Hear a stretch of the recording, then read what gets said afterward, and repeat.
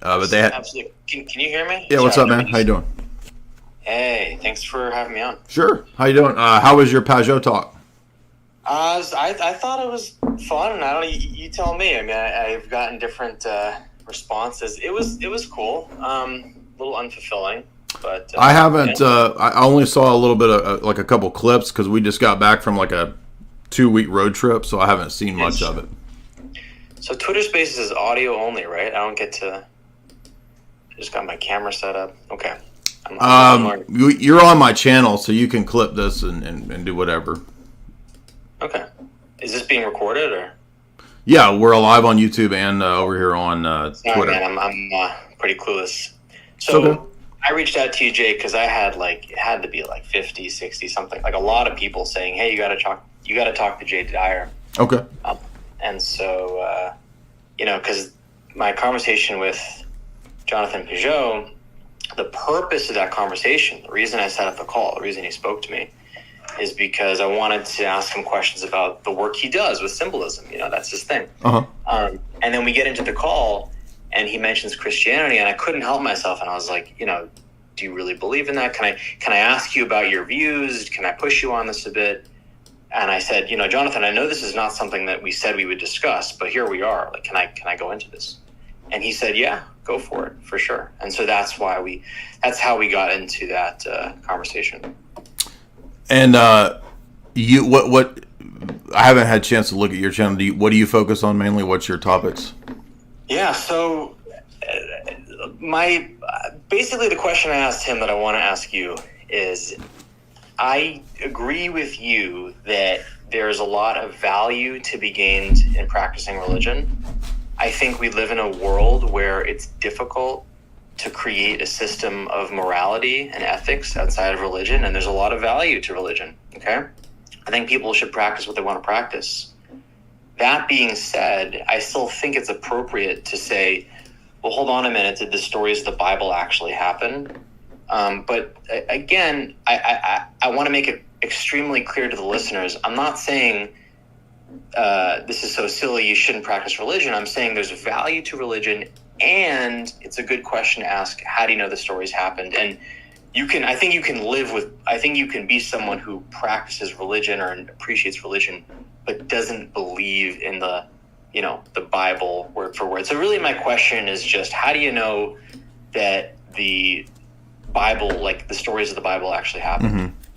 That's my question. Yeah, it's a fair question. I tend to argue the transcendental argument for God's existence, and so it's kind of like it's a logical argument that's prior to logic at all, or the doing of logic, or any knowledge claims at all, because it deals with the preconditions of knowledge. So it's kind of like, I would agree with you that we're not going to settle the issue of like what things are possible or not possible apart from what types of things we think are possible within our worldviews or our paradigms. So ultimately for me, it's kind of a worldview question where we end up saying, well, the only way that I know what's possible is based on some kind of metaphysical assumption from the outset.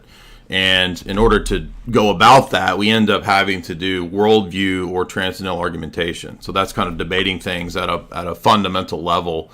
And the challenge is this, that if the Christian God does not exist, then knowledge, metaphysics, and ethics becomes impossible to justify or make sense of. So I usually flip this argument and say that the way that I know is that without that God existing, knowledge in terms of justified true belief wouldn't really even be possible. And so God becomes, for me, in my argument, the necessary grounding for the possibility of knowledge, logic, ethics at all. That's the transcendental argument, and I think it's the strongest one. By the way, I want to. The other thing, like I feel like I could have done better in my conversation with Jonathan Pageau is like I want to concede to as many points as I possibly can, because that way I don't detract. I really have one singular point, and I don't want it to get lost. And I feel like with religious debate and conversation, the arguments often get tangled up because there's so many layers of understanding that we can get to with these conversation. So let me concede as much as I can. You're making, so God exists, right? I have no problem with that. Why not? So God is, let's say God is real, and and that explains, I think, whatever you were saying about like the ethics or something. So again, let me ask the question: how do you know that the stories of the Bible actually happened? Because of the transcendental argument. That's where I start from.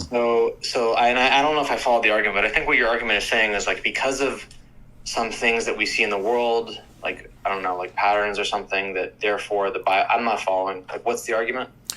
So the form of the argument is X is a necessary condition of Y therefore X. The argument, in terms of how I explicate it, is that if God didn't exist, then there would be no way to have justified true belief. That is, a way to ground our knowledge in terms of epistemology. And so because we do have knowledge, or we appear to, exchange information and have conversations, and we use language and meaning and numbers and math and all that, then knowledge appears to exist. And so therefore, in order for knowledge to even be possible, requires some kind of ultimate absolute, some kind of ultimate principle, and namely that is the Christian God. So the Christian God does the work of grounding as a kind of, in theology is called divine conceptualism. So meaning, language, all these things are only possible in the sense of justifying their existence and their Jay, maybe I'm fucking stupid. I'm not understanding this at all, man. Let me try to read it back to you, and then you. So the essence of what you're saying is like, look, you're not trying to prove the Bible stories being true from first principles, saying, hey, Jake, look, here's the evidence, here's how I know it's true. What you're doing is the reverse, which I think is a reasonable approach to take, right? To say, like, I want to think of an analogy. Like, if I can't prove something, like if I find a dead person with a bullet hole in their head and I can't find the gun, I could infer like, hey, this person probably got shot in the head because now there's a bullet hole in their head, right? So it's possible for us to infer causal relationships. No, in the reverse. So I don't fault you for. But I really, like, I don't know if it's because I haven't slept enough. Like, so you're saying.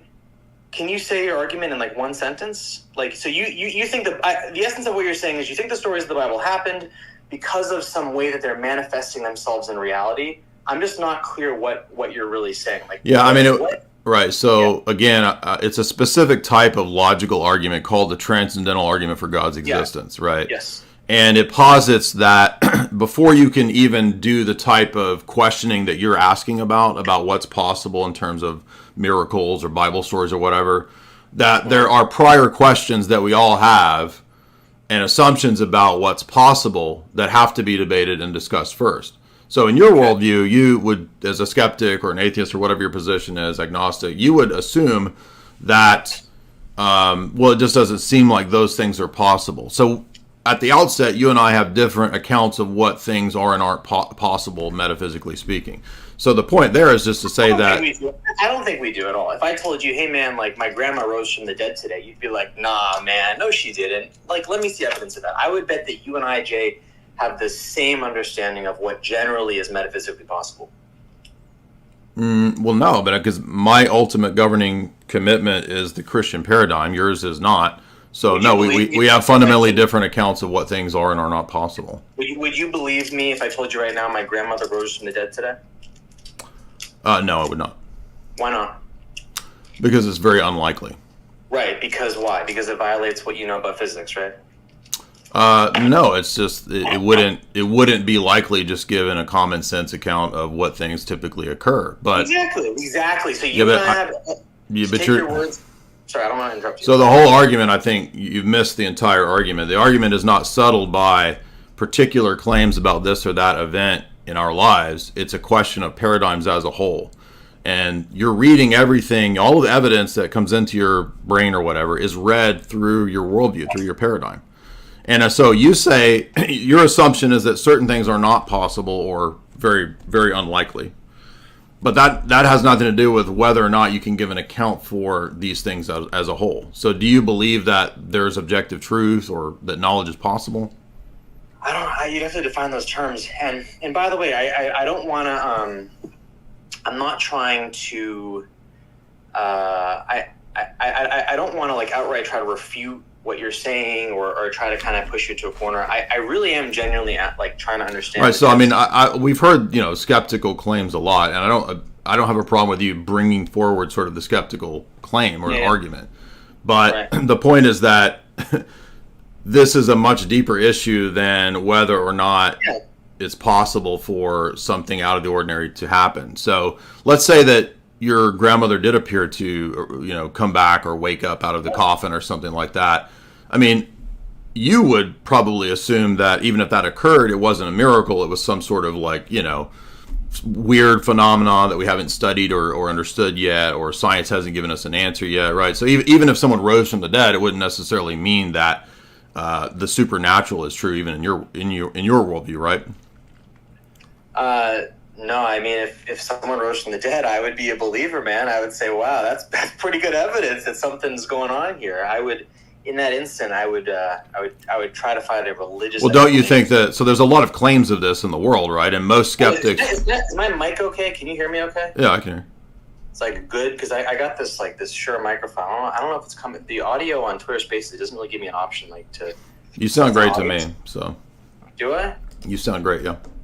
Oh, thanks, man. You should see. Okay. So anyway, so you were saying. No, I mean, there are miracle claims all the time in the world, and most people do not accept them. They most of the time they will say, well, there's probably another explanation for that. And you don't think in the case of your grandmother you would look for another explanation? Yeah, so if I saw it, then I would say, wow, that's pretty remarkable. If I told you my grandmother rose from the dead, hopefully you would not believe me. You would say, dude, I don't believe you. That sounds pretty unlikely. Well, that's precisely why this issue can't be solved on what people's claims are, and it's exactly. So that's why it goes to the paradigm level. That's the whole point of the transcendental argument. So let's then, I was saying I don't understand the transcendental argument. Let's drill into the transcendental argument. So I'm going to say what I understand about it, and then maybe you can elaborate a bit, and we can have a substantive conversation about this argument itself. So the transcendental argument, as I understand from you, is that we understand the divinity of the Bible or of Christianity based on the causes of that source. So based on what we're seeing. It's not the causal argument. In reality. So let's just dig into that. So what is it about the world? Right. So the transcendental argument is prior to the teleological argument, is prior to the causal argument. It's before all of those, because it's an argument about the possibility of arguing at all. So it's a meta level argument. Are you familiar with meta level argumentation? I just think it's. I guess. Well, maybe you need to understand it first, because I'm not trying to be rude, but let's understand it first. So, what is your worldview first, by the way? Agnostic? What is my worldview? I don't know. You know what? I actually, on principle, I'm going to stay away from any of those terms because I don't think they're helpful in this context. In fact, I think they detract from the point. I think a big problem with these religious arguments is you have people like Sam Harris and Jordan Peterson who, because of their own ego primarily, are kind of rambling and trying to intertwine these complex terms. I'm going to use as simple terms as possible and as few words as possible to make my points, because I think that is at the crux of a powerful argument. And I can very concisely describe how I understand reality without the use of any of these more complex theories, right? So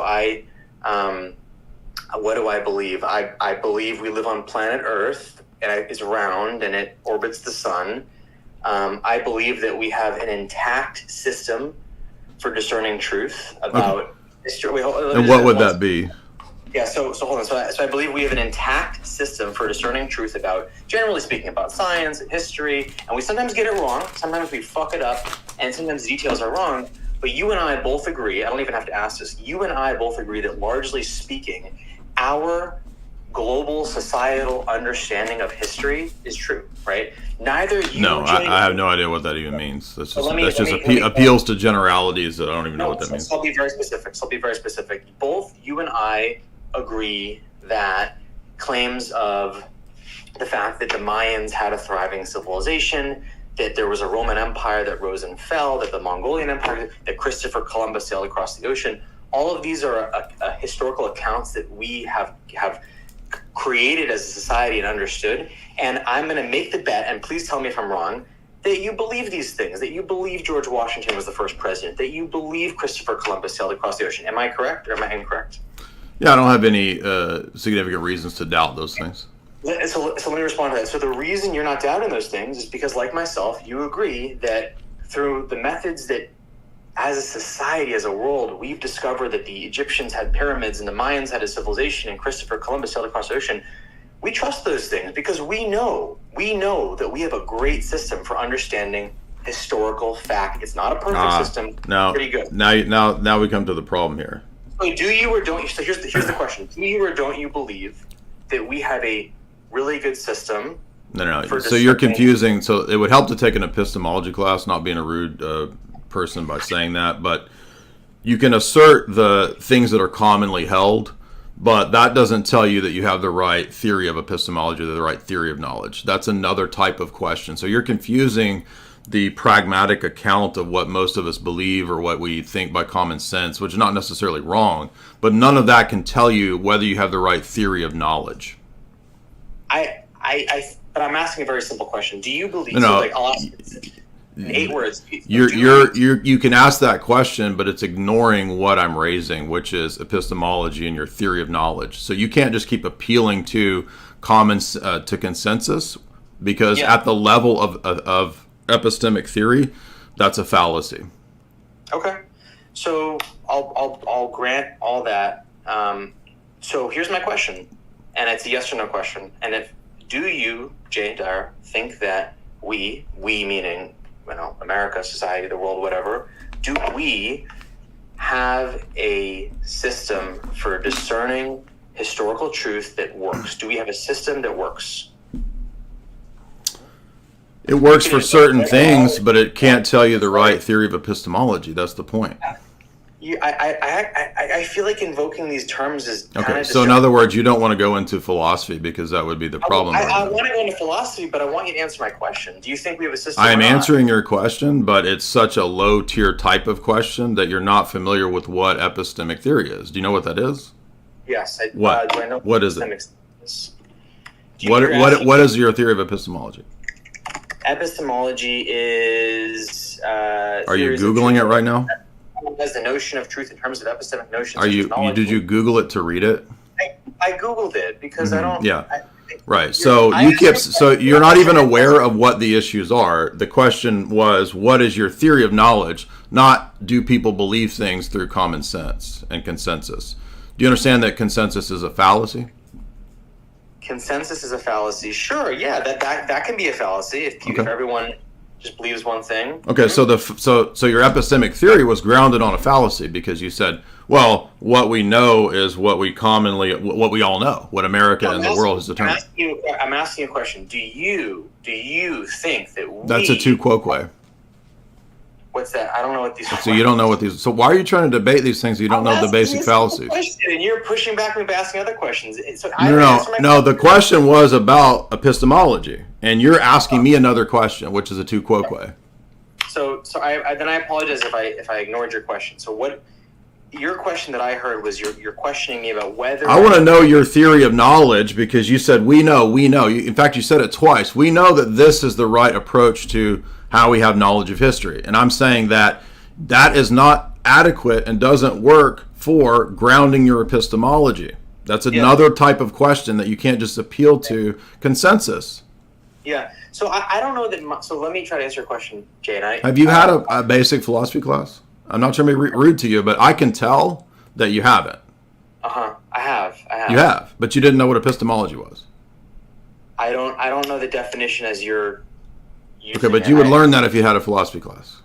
I had a degree in this. I just haven't. I just don't think it's relevant to the specific question. Oh, so epistemology is not relevant to the question of debate. Okay. No, sorry. So it's been a while. So the theory of knowledge. Okay. So now I remember what it is. Gotcha. So now I remember what I learned in undergrad about epistemology. I'm with you. It's an ontology, and there's all these terms. I just look. To be honest, I don't think. Right. So you're going to go back to appealing to avoiding the question, right? You're going to go back to appealing to your basic question. What's your question? Your question is, what is epistemology?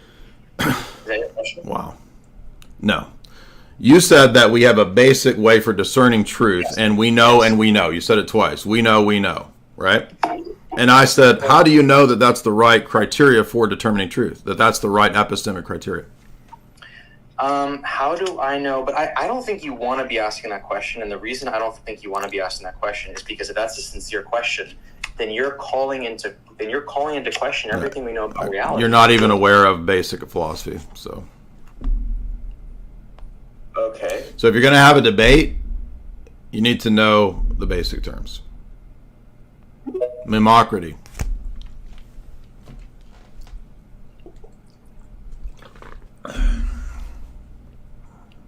Epistemology, the study of epistles, like that girl said. Unmute, dude. Okay. Sure. Hey, thank you. Thanks for letting me back in. By the way, I didn't think you were being mean. I guess I think we might have been talking past each other. I mean, I think I should have framed the question like this. Like, I have a particular question, and this question, in my view, doesn't require us to define and interrogate and kind of debate deeper philosophical definitions. But our response is that it does. Okay. So then I guess, so how about, so I guess I have been ineffective and I have failed at articulating my question in such a way that has gotten a response from you. So I want to try again. And again, my goal is just to get a response. So I want to grant you everything that you want to be granted. I want to accept the definitions as you have stated them for every philosophical term that you might have, and any claim of my own ignorance. So I think that well. Right, the impasse that we're having is that you think that the questions that I'm asking or the things that I'm saying to you aren't addressing what your challenge is. And my response is that the challenge is more fundamental than the question that you're asking. The challenge is more fundamental. Right. I'm just...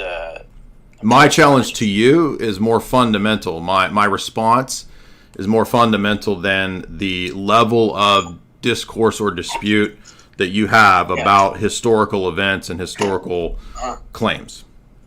Right, and so then if I'm, and by the way, it's possible that the way I'm framing this question is just not acceptable. In which case, I tried and I can chalk up my losses. But I guess here's another question. Let's say you're going for a walk one day, and a 5-year-old walks up to you and he says, "Hey, you're Jay Dyer," and you're like, "Yeah." And the 5-year-old boy is like, "Hey, Jay Dyer, I have a question for you.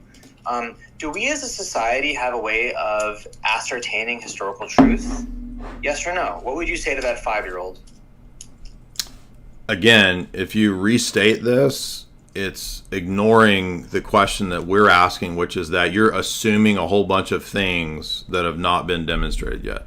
Because the way that the question... I'm a 5-year-old, I'm asking a question. No, this doesn't work. Again, you don't understand why this doesn't work. But I mean, I'm not trying to be rude to you, but like, there's a reason why philosophy progresses in the direction that it does, and certain things happen the way that they do. It's not something that's divorced from life and reality.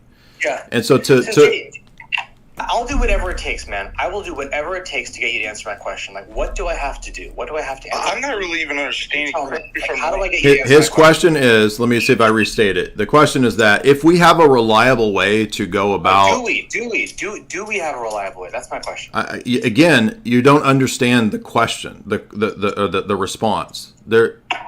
Because it's a paradigm level question, you can't just respond with the way that many people operate as if that addresses the paradigm level question. Does that make sense or no? I'll answer really easy.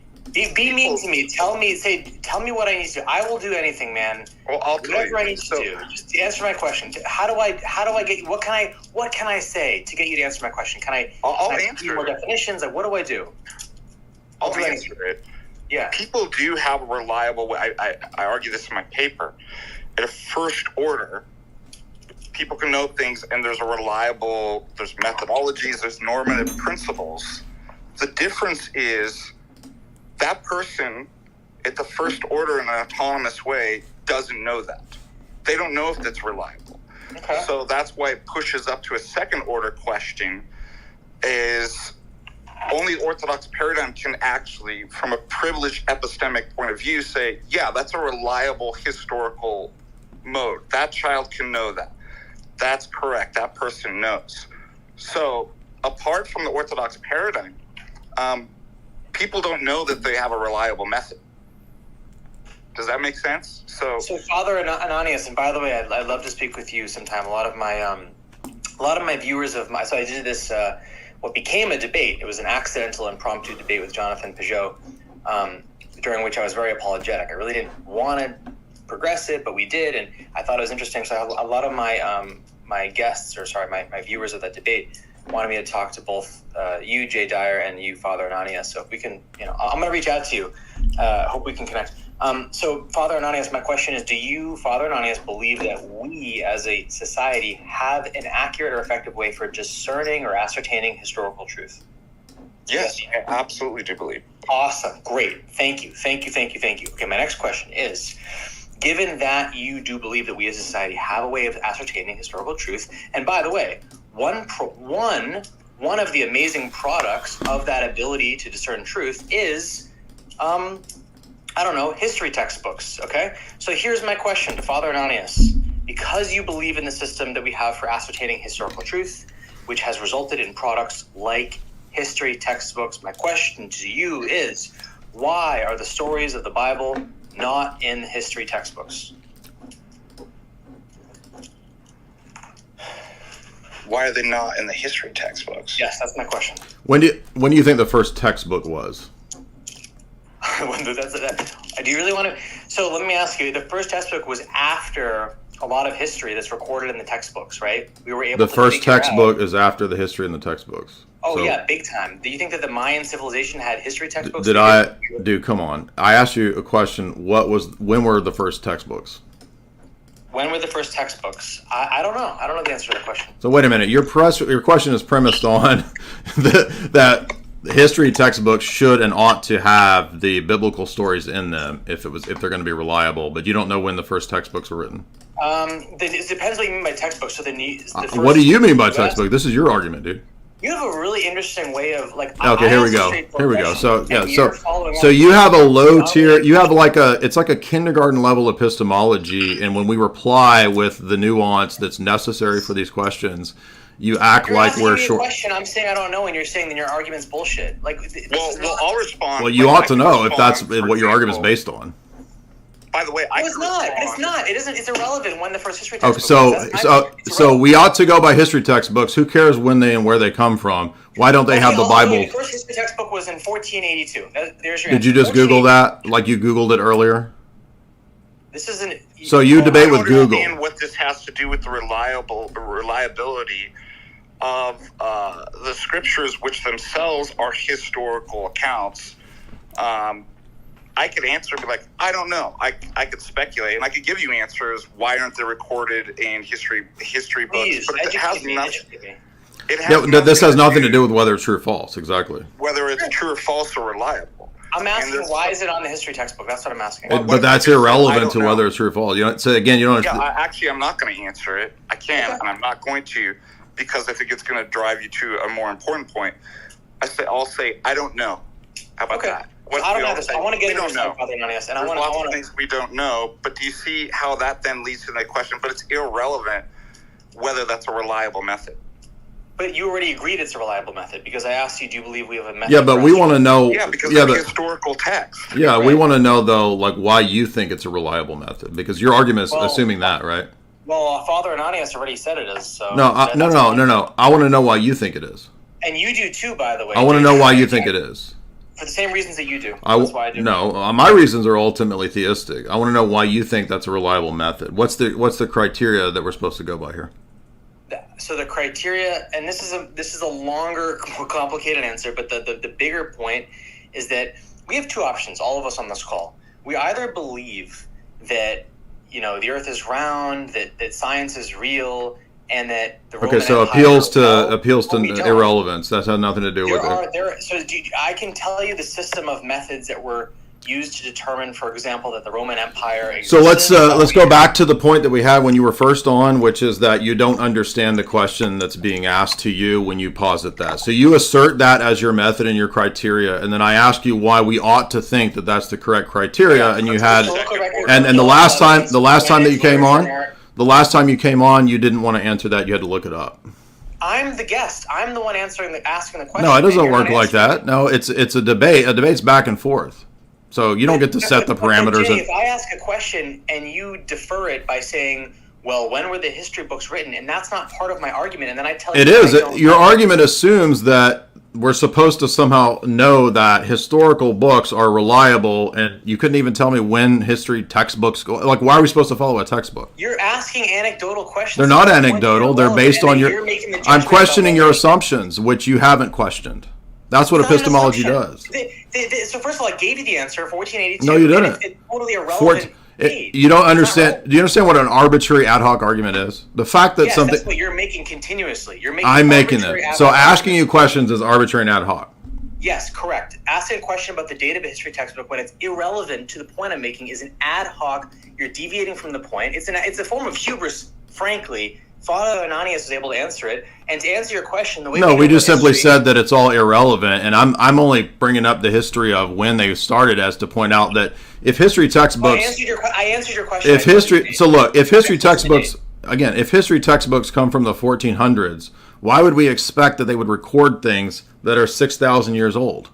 Because they did. They recorded things like the Mayan civilization and the Roman Empire, which were years and years old. Again, but none of this has anything to do with whether it's true or false. That's the stupidity of this whole debate, is that you don't understand the epistemic issue. Father Ananias already said that he agrees we have an accepted method. But that doesn't tell us about what we ought to believe. So the fact that people... Take it up with him, because he disagrees with I don't care what... Listen, the fact I don't that... disagree. Jay's right on this. Yeah, the fact that people agree... You have no justification for what's an accepted method. We do, and this is why it goes into a presuppositional and transcendental argument for the existence of God, which in part is part of the grounding that we know that these are historically accurate, because the impossibility of the contrary to establish outside the worldview of orthodoxy in the scriptures on the entirety to make any claims whatsoever. So I can say it because orthodoxy provides the only epistemically privileged position. Nobody else can do that. So you can't arbitrarily come in and be like, well, I don't accept this, and I don't. Those are all knowledge claims. You don't understand the difference between first order and second order claims either, which is the whole point of why we're having to go over this again and again. Yeah, look, I think I'm gonna get muted soon, so I don't want to dictate. Look, all you have to look. Just tell me. So you've made a bunch of arguments about why we ought to follow the historical method that you're talking about. Why ought we do that? What's your epistemic criteria for that? Epistemic. Here we go again. Like, this is. So you don't like normal philosophy terms. Do you understand? If you're going to go debate people publicly, maybe you should know what these words mean. Why wouldn't you do that? If you're making knowledge claims, you're in the category of epistemology. So you can't just say, "Well, I don't like this and I don't want to do it." I'm making, but I actually think that you're subverting my question. So you can't tell me why I ought to believe your position. I can tell you why I ought to believe my position. So, by the way, for those listening... No, don't change it. Tell me why we ought to believe your position. Okay, so let me express what my position is, because I don't think it's clear. No, we don't. We've heard it 5 times, dude. Why ought we believe your historical account? Your historical method. Because every single person, including yourself, believes that we have a way of ascertaining historical truth. That's just why, so that doesn't tell me that I ought to believe it. Even if everybody in the world does accept it, that doesn't tell me that I ought to believe it. That's a fallacy. I'm making a point about ought to. I'm making a point about how do we live our lives. What's the none of those. Those are all non sequiturs. The fact. I mean, that's relativistic. Fine. You want data? Historical records. 5 things: historical records, archaeological evidence, coinage, literature, and those are all assertions of facts, and I asked why we ought to believe that method. Because it has been proven time and again to be proven by who? The test of time. That's a circle. So you're melting down because you haven't understood basic epistemic questions. Do you understand? Do you understand that I would help you? You would be a better debater if you understood basic epistemic questions, and you're melting down because you don't even understand it. You're just floundering. You're not responding to my What's question. the is-ought distinction? You're debating yourself. What's the is-ought distinction? You're not debating me. You're debating yourself. I'm asking a question. You're not answering What's my the is-ought distinction? Again, you're debating. So you don't know yourself. basic philosophy. You said you had a philosophy class. But you are bringing my question into your No. paradigm. Again, no, we're not. I'm asking your account of why I ought to believe it, and you haven't given me a good argument. By the way, this is a patronizing way of talking. Oh, here we go. Now here comes the ad hominems and the complaints and the whining. You're not a victim. You came on here to debate. Tell me why I ought to believe your position. What's the difference between is ought? So is what is in reality. Ought Right. is more of a statement about what we should do. Okay, why ought I believe your position? Correct. Why ought you should believe my position? There's many reasons. We have found that using historical records or archaeological evidence... We have found. Who? That's a universal claim. That's just an assertion. Every historian Every in the world... Every historian. Universal claim. Are you serious or are you trolling? Come on. No, it's a fact. It's a fact. So I can just assert... Do you understand in a debate how bad that is? What you just said? How dumb that is? It's a fact. Like, I don't know what else to say. Okay, so you can just assert things in a debate as facts and universal claims. It is a fact. It's a fact. Like, there are certain claims that are facts, man. I don't know what to tell you. Your claim wasn't even a fact. It's dumb. You said all historians assert your position. No. I'm telling you facts. Like, I don't know what else to say. You just melted down. The whole chat's laughing at you, dude. You realize that? Wait, let them laugh at me. It's a fact. All right, you're a troll. This is ridiculous. Then mute me. And don't. Goodbye. Gladly. We now know that all the facts of all the historians assert my positions everywhere in the world. They say what I say, and it's just a fact. It is the case that it's a fact, and I know that because it's a fact. Literally, T-Jump. Like, actually, T-Jump's better than that guy. I will give T-Jump better. Well, it's the same thing over and over again that somebody tells us a story, and they attach the words facts, proven, blah, blah, blah. Yeah, you just say it's a fact. You just say it's a fact. We're not asking what you believe is a fact. We're asking the justification for that. So that why ought we to believe that? Yeah, so but we all believe this. Justification would have normative... This is so stupid.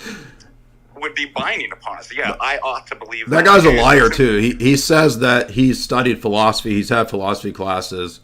Every single basic... I'm not being mean, but... I don't think that it's not appropriate to lie and present yourself publicly as something that you're not. And if you claim that you're a philosopher, you've studied philosophy and had philosophy classes, as he claimed when he was first on, and you don't know any of the basic terms that come up in philosophy, people think that we're being mean and I'm being mean to people. No, you're being a fraud because you're presenting yourself as a philosopher and a student of these. He said he'd had classes on these things. No, he hadn't. He didn't know one single philosophical term that we mentioned in that whole time. So I don't think he's had any philosophy classes. And people love to get on and just present themselves as something that they're not. He says, I need to debate you because I debated Pageau. And this guy's just wanting attention. He's wanting to build up his channel. He invited Pageau on and then starts a debate with Pageau and acts like he didn't want to have a debate, but it happened. He says, you need to debate me in the DMs. We need to have this debate. Well, I said, you can come on a live stream. I'm not putting you up as a formal debate opponent when you have about 300 subscribers. No, I'm sorry. I don't owe you these things.